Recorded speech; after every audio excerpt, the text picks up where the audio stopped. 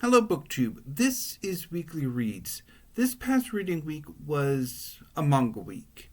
I read all manga last week, although I did not get as many volumes read as I could have, and that has bummed me out a little bit. But my big accomplishment for last week was to read all 8 of the July new releases of the manga series that I actively follow. So what I do is every month I will put in a pre-order with Book People, the great bookstore in Austin, Texas, for the following month's forthcoming volumes of manga in the series that I actively collect, and forthcoming first volumes of series that I would like to try out. Occasionally I will order with other bookstores, and I will talk a bit about that when I do the August manga haul in early September, because while I did order most of the manga from Book People, I did order one of the books that I will be hauling from Pals, which came in today, but I'm holding off that haul until, or including that with the August manga, if that makes any sense. But let's get on with the 8 volumes of manga that I got in for July. So I'm going to talk about them in the order in which I read them, starting with Eden Zero Volume 32 by Hiro Mashima. This is the penultimate volume of Eden Zero. So there's one more volume left that will come out in late September. Eden Zero is about a young man named Shiki who grew up on a tourist planet populated by androids as the adoptive grandson of the demon king Ziggy. One day, a young woman named Rebecca and her exceed companion Happy come to the planet to film videos for her B-Cube channel. The androids seem to malfunction and try to kill Rebecca and Happy, and turn on Shiki when he tries to intervene to save his new friends. Rebecca, Happy, and Shiki flee the planet, and together they become adventurers, with the goal of finding Mother, a great cosmic goddess figure. They travel aboard the Eden Zero, which is a spaceship that Ziggy bequeathed to Shiki. And gradually, over the course of the series, Shiki, Rebecca, and Happy have added to their crew and created a found family of social outcasts, former villains, and 4 androids that serve as the kind of operators for key parts of the Eden Zero, the 4 shining stars: Witch, Sister, Hermit, and Valkyrie. So there's not much I can tell you that won't be spoilery, because of course this is the penultimate volume. Suffice it to say that at this point, Shiki and the crew have reached Mother, and Mother has presented Shiki with a choice that is going to hurt someone, that it's an impossible choice. But Shiki, and this is where I really liked this volume, is that Shiki takes a third option, that he does try to have his cake and eat it too. However, despite the fact that Shiki and the crew have reached Mother, they still haven't fully defeated the main antagonist of the series, the corrupted AI of the Eden's One, later ship that Ziggy built. And so that conflict is still partially ongoing. And I think that's sort of where I can see a bit of an issue with the later part of Eden Zero. So Eden Zero kind of sort of has a long first part where many of the opponents that Shiki fights, the main antagonists of the arcs, are part of a nebulous collection of intergalactic criminals and outlaws called the Oresian Seis Galactica. In the final arc in the new universe, many of this Oresian Seis Galactica are now servants of the Eden's One. And despite the fact that it's claimed that this new Oresian Seis Galactica is stronger than previous universes' versions of them, they don't really have the same staying power. They're rather easily defeated. And, well, that does go to show the growth of many of the characters. It's also a bit like, did you really need to add them? It's like, you could have just stuck around with the opposite numbers of the four shining stars. Anyway. But on the whole, I really did enjoy this, and I am looking forward to the final volume. So that is a 2-page spread chapter opener. And here's some more.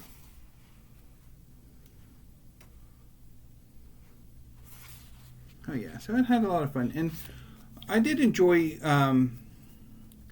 Jen, one of the crew members, fight in this one, as well as Homura.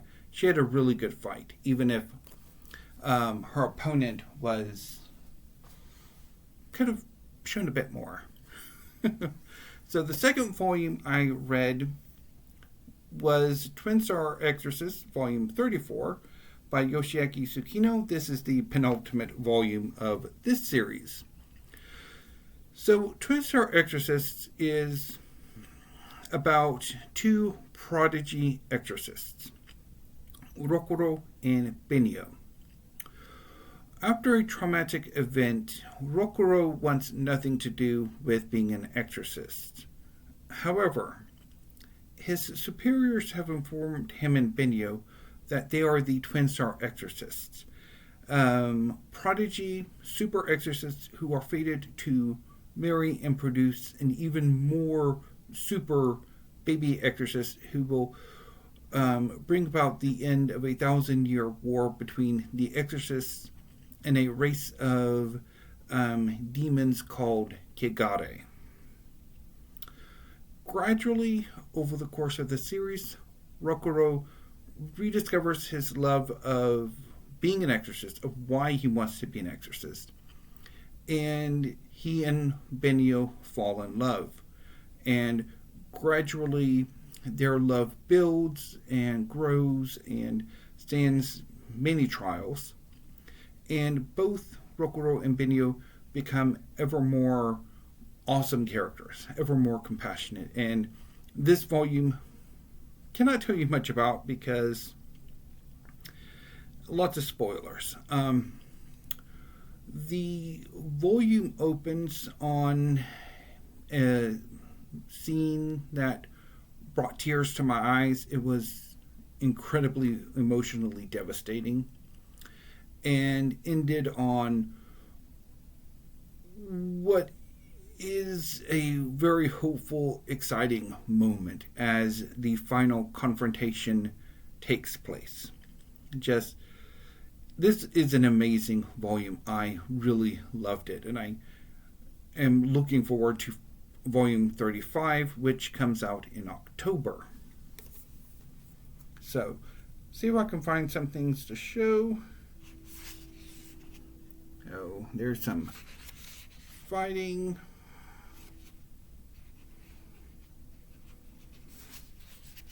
Oh yeah, it was so good. Just next up is Dark Gathering, Volume 14 by Kenichi Kondo.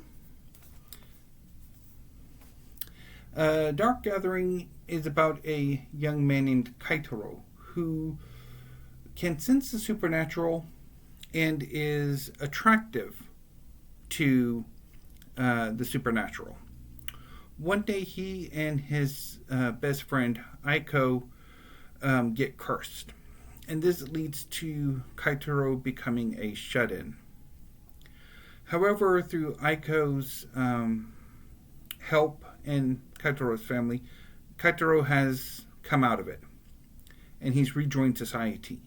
And to help with this, he has become a tutor for Aiko's young cousin Yayoi, who, before the series began, lost her parents. Now, while Kaitaro can sense the supernatural and is attractive to the supernatural, Yayoi can see the supernatural. And after her parents' death, she witnessed a monstrous, embryonic, baby spiritual entity thing kidnap her mother, or the spirit of her mother. And this has led Yayoi to hunt down malevolent supernaturals, malevolent ghosts, and forcibly conscript them into an army that she is building to confront this malevolent embryonic ghost. And she's dragged her cousin and Kaitaro along with her for the ride. Joining them as Kaitaro's second student that he's tutoring for is a young woman named Ai, who is the betrothed sacrifice of a shithead little god who is the cover model for this volume. And so for much of the previous volumes in Yayoi, Kaitaro, and Aiko have traveled around Kyoto setting up a sort of a magical weapon to inflict a curse on this little shithead of a god before Yayoi unleashes her ghost army on him to save Ai. And so this volume sees Operation Bellwether, Bellflower Regicide commence. And it is a lot of fun.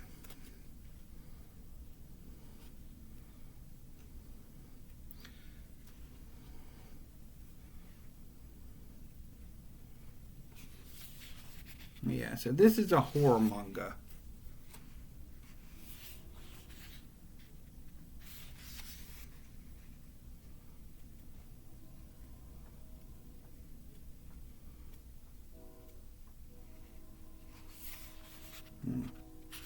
Yeah, had a lot of fun. Next up is Demons of the Shadow Realm, Volume 8 by Hiromu Arakawa. So this is Arakawa's latest series. Arakawa is most famous for Full Metal Alchemist. So Demons of the Shadow Realm is about two twins. It's about twins, Yuru and Asa. They were born in Higashi Village, a village that is cut off from the rest of Japan. And the village lives as if it's in the 16th or 17th century.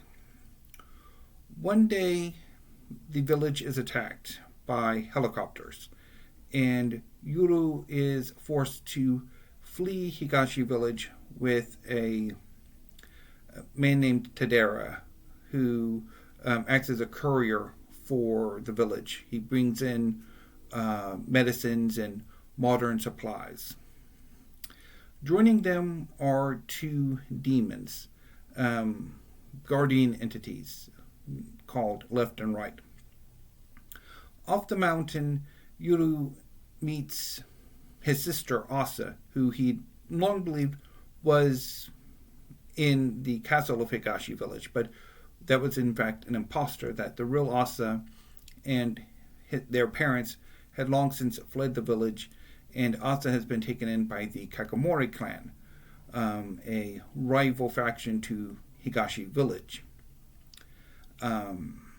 So much of the storyline so far is Yuru and Asa trying to reconnect, trying to forge a relationship, trying to navigate the rivalry between Higashi village and the Kakamori clan, and figure out what happened to their parents. This volume sees a new faction enter the game, which I'm blanking on the name of this village. Nishino village joins the conflict, and they're presented to be fairly more antagonistic than certainly the Kakamori clan. So a lot of this volume is setting up Nishino village as a forthcoming threat.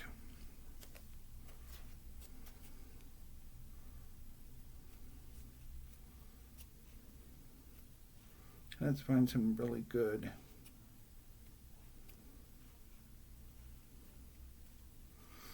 But one thing I did like about this volume was the character Gabby, who is one of Asa's friends.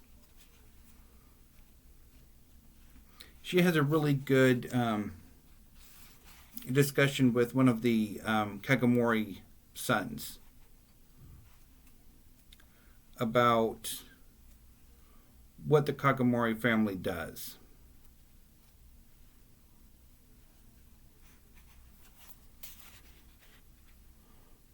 And her role in it. So.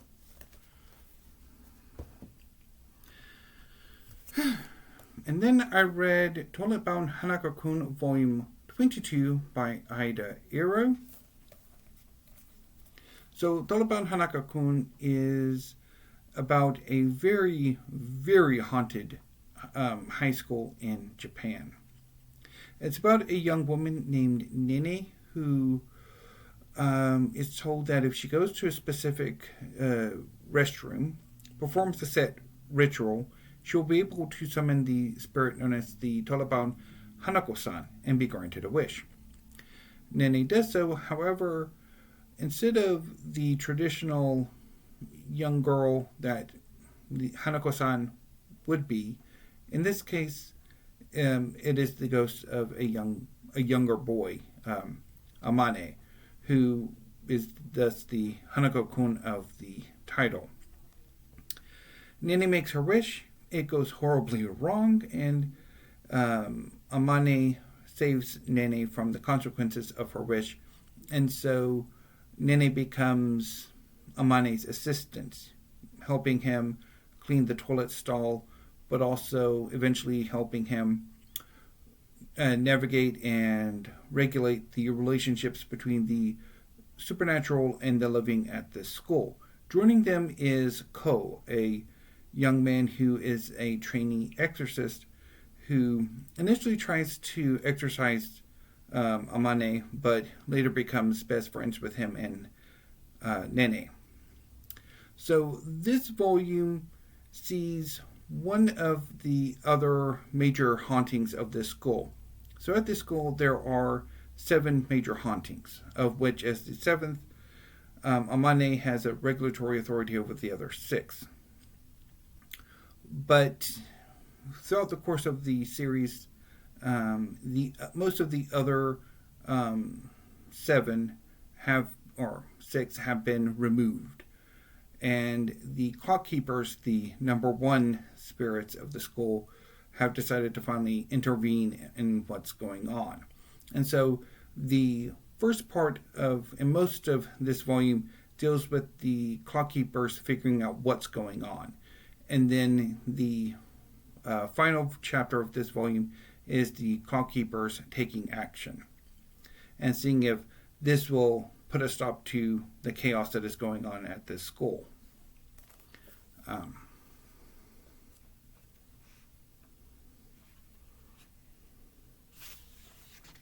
Just, I love the artwork.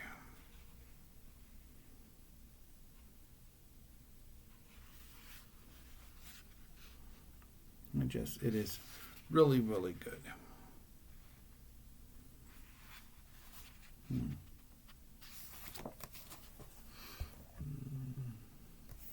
Next up, I read the first volume of Nui's Exorcist by Kota Kawae. So this is about a young man named Yojima who can see the supernatural and is going to high school. At his high school, a powerful spirit named Nui has been imprisoned or locked up in a hidden classroom. Yojima manages to find this classroom and make contact with Nui. And shortly thereafter, a spirit attacks Yojima's classroom. And in exchange for power, and Nui appears and grants Yojima power to help dispel this spirit. And so the two form a partnership, and Yojima then makes contact with the local Exorcist community to help them prevent any catastrophes happening from these spirits. I liked this first volume. I'm curious to see where the series goes from here.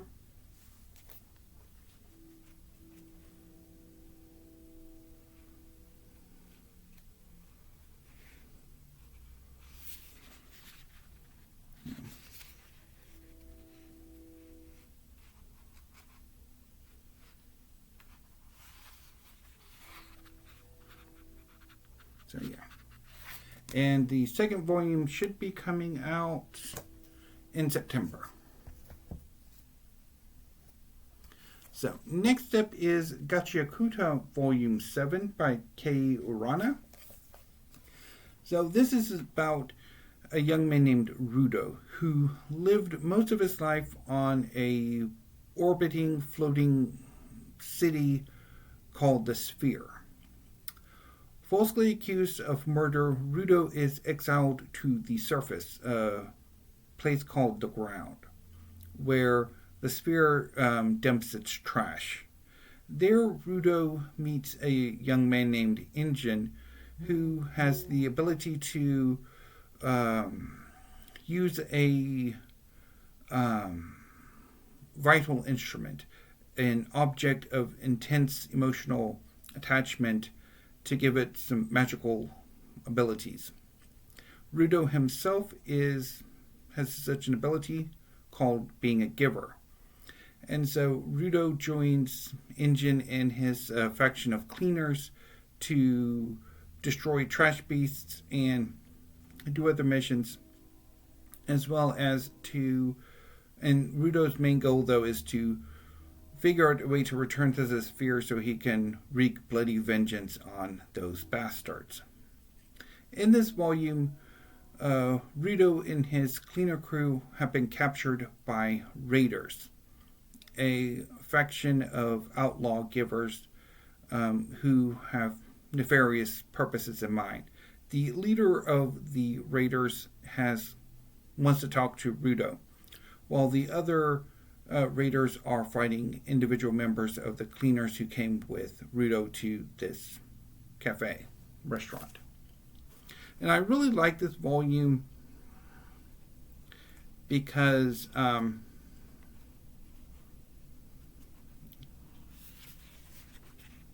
it gives a deep dive into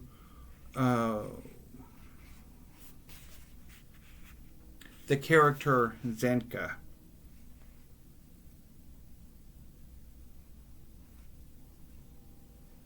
See if I can find a picture of that.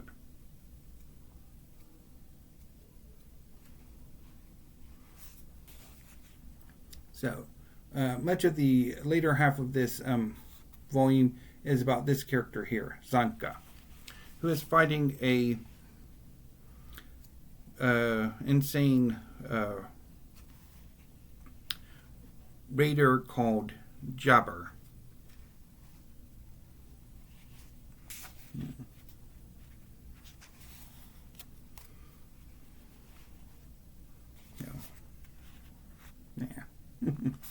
really enjoyed this volume. Excuse me. Okay, so the final volume of the 8 July new releases that I picked up is volume 15 of Record of Ragnarok by Azychika, Shinya Umemura, and Takumi Fukui. So Record of Ragnarok is about a tournament between humanity and the gods. Every 1,000 years, the gods decide whether or not humanity deserves to survive for another 1,000 years. This time, the gods have decided to exterminate humanity. However, the Valkyrie, led by Brunhilde, object and enforce a clause that gives humanity one last chance to fend off extermination, and that is through the Tournament of Ragnarok. 13 humans, the Einherjar, will battle 13 gods, with the team that takes the majority of matches to determine whether humanity survives or becomes extinct. This volume follows the fight between Qin Shi Huang, the first emperor of China, and Hades, the Greek god of the underworld. And so this volume mostly follows Qin Shi Huang's story as the Prince of Qin, and how he became the man he is in this series, which is a lot more heroic than probably the real-life Qin Shi Huangdi was.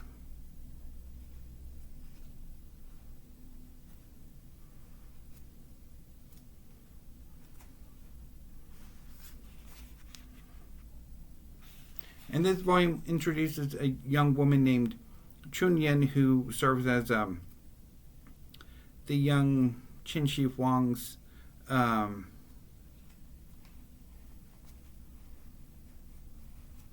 caretaker and a martial arts instructor.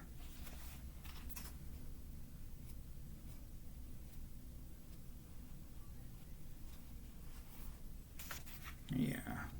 I love the artwork in this.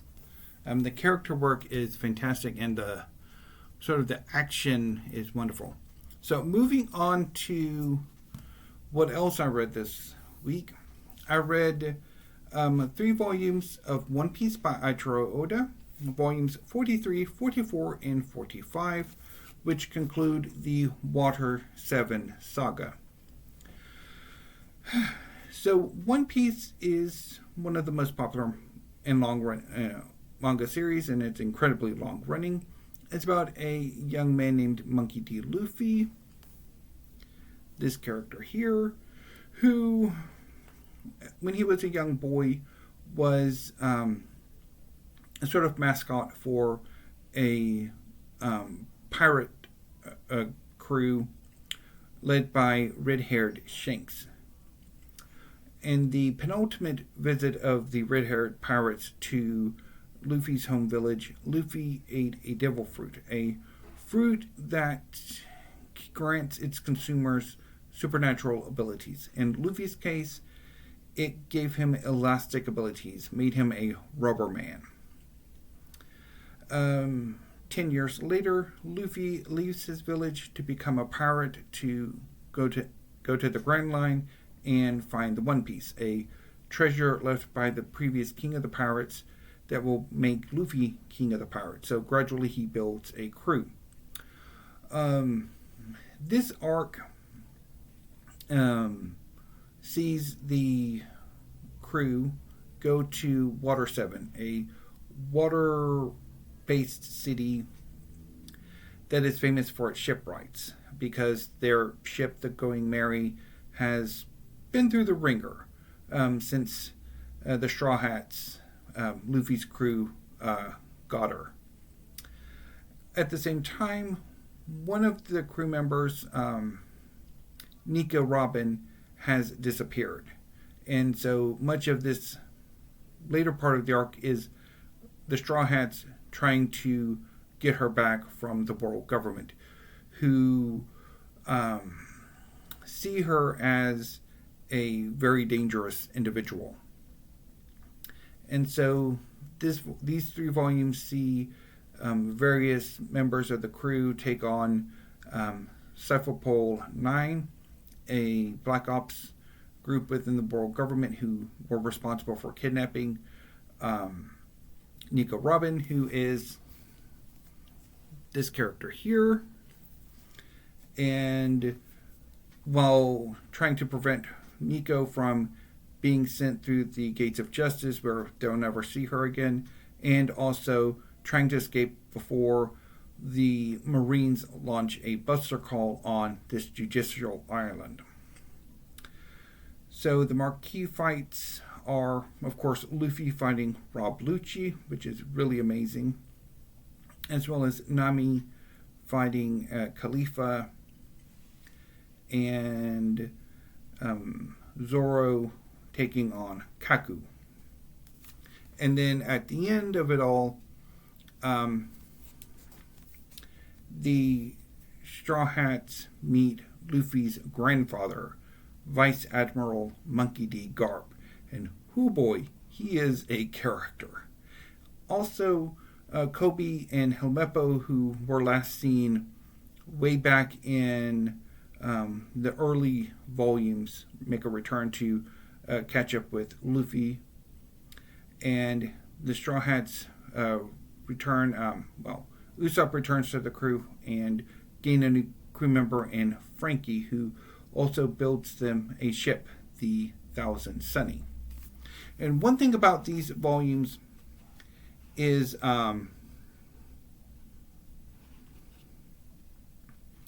the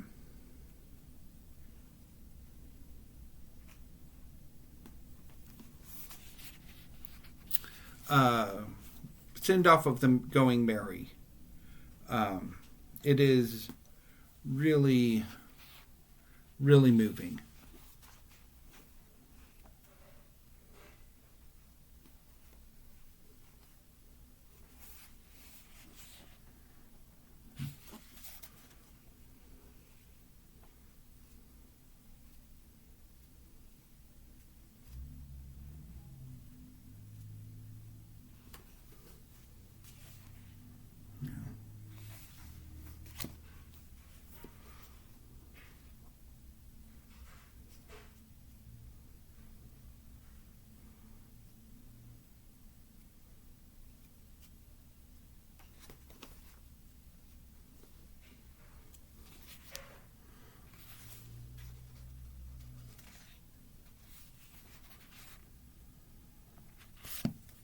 So yeah, these 3 volumes were really fun.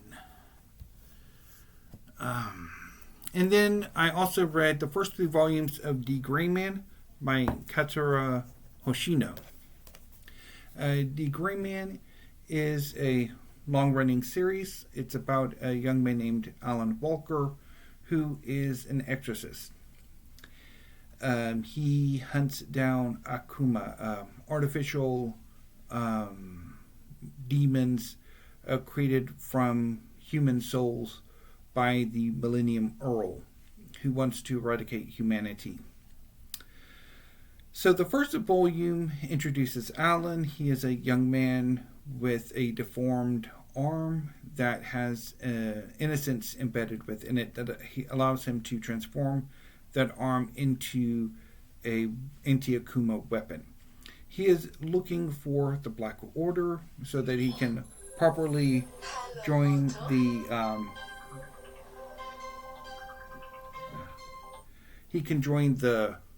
Order. And then in the second volume, he goes on a mission with a fellow member to find some innocence. And then in the third volume, another member, Linley, to find some innocence in Germany, and encounters the first of the Noah clan. So I have to go recall that call. So anyway, BookTube, I will see you next week. Have a great afternoon, evening, and weekend.